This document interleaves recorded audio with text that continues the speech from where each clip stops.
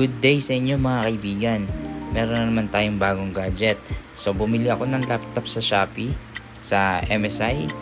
Nabili ko tong laptop na to nung 3 weeks ago. So tinaray ko muna siya bago ko siya i-review. So itong laptop na to ay nabili ko sa halagang 35,000. Dahil meron tayong Shopee voucher. To be exact, siya ay 34,978. Nabili ko siya sa Shopee at nag-sale siya, pumatak siya ng 36 and then nagkaroon pa ako ng voucher. So yun, bumaba siya ng 34,900 plus. So ang specs nito ay maganda sa kanyang presyo. Kasi yung specs nito sa ibang brand napakamahal.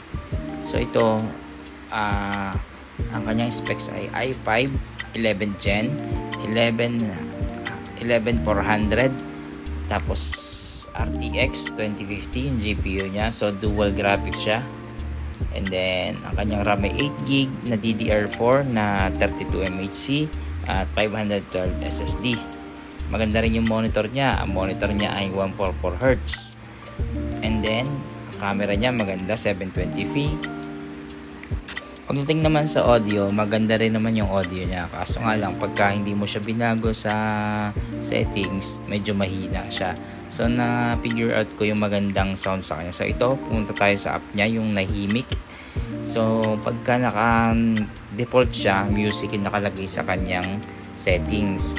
Then, pag gusto mong malakas, ito yung ginagamit ko sa kasalukuyan, yung movies. And then, yung sa communication, mahina din. And then sa gaming, mahina din siya. Then meron ditong smart profile. Kumbaga, pwede kang mag-customize. So yun lang ang mga pagpipilian mo. Then makikita mo na naka-indicate naman dito yung mga bass mo, voices, mga ganito ganyan. So madali mo siyang makokontrol dito. So ang ginagamit ko lang talaga sa kanya ngayon is movie kasi maganda at malakas. So ayun guys, try naman natin ang camera. Pakita ko sa inyo kung gaano siya kalinaw. So yan.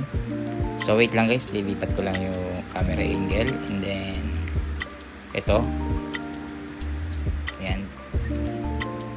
So kung makikita nyo dito gaano kalinaw yung camera. So kitang kita ko sa screen. Tapos kung i-compare mo yung presyo niya na 34K, may mabibili kang mga ibang laptop, mga i3 na 33 something na din. So laking mura nito. At saka ito gagamitin ng anak ko sa kanyang schooling. So the best ito para sa kanilang Zoom.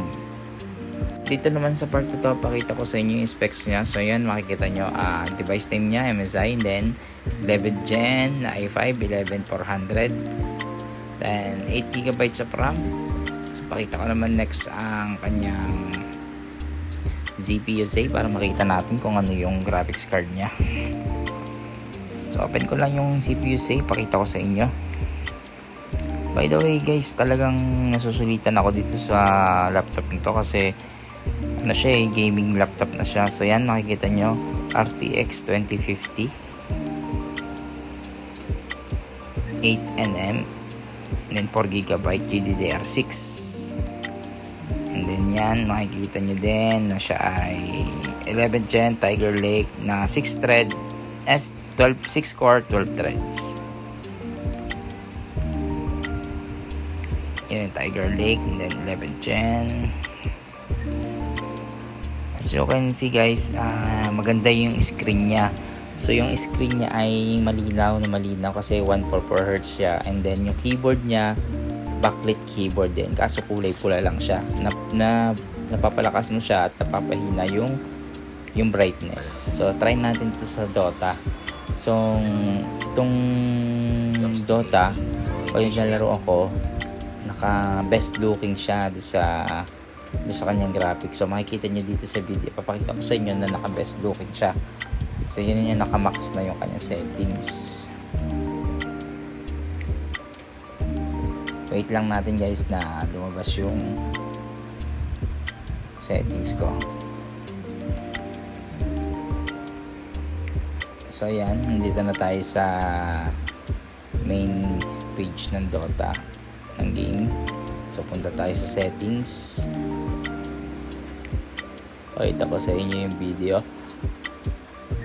Settings, zoom in natin, then pakita ko sa inyo kung ano ang kanyang video settings. So yan, makikita nyo, naka best looking siya, naka max lahat. May isa lang na V-Sync lang yung tinanggal, ewan ko kung bakit lang naka default yun na ganun. Tapos makikita nyo 1080p siya, and then 144Hz yung kanyang display. So para guys, nag-i-enjoy ako dito sa aking laptop na to. So papakita ko rin sa inyo yan, naka backlit keyboard siya, red lang. So pwede mo siyang pahinaan ng brightness at saka ang kanyang pahina at palakasan. So yan, wala siyang mga ports sa unahan, sa pinaka-una, and then makikita mo yung camera nasa taas. Tapos tong makikita nyo sa sticker niya, ano lang, RTX at saka Intel ang nakalagay, tsaka yung HDMI, wala nang ibang sticker. Pag nakaharap sa inyo yung laptop, sa right part niya makikita nyo yung LAN port, and then USB Type-C, then dalawang USB 3.0, yung kanyang mic and headset na 3.5mm, nandun siya sa right side. Sa likod naman guys, makikita nyo ang kanyang HDMI port at saka exhaust. So dadalawa yung nasa likod, exhaust lang at saka HDMI port. Pagdating naman sa kaliwang part, pag nakaharap sa iyo yung laptop, ang nandito naman ay yung another exhaust na butas, and then yung ating charging port, and then isang USB type, yung USB 3.0 at saka yung indicator ng battery. So makikita nyo rin dito sa video yung viewing angle niya, kahit nakatingin ka sa side ay hindi siya madilim.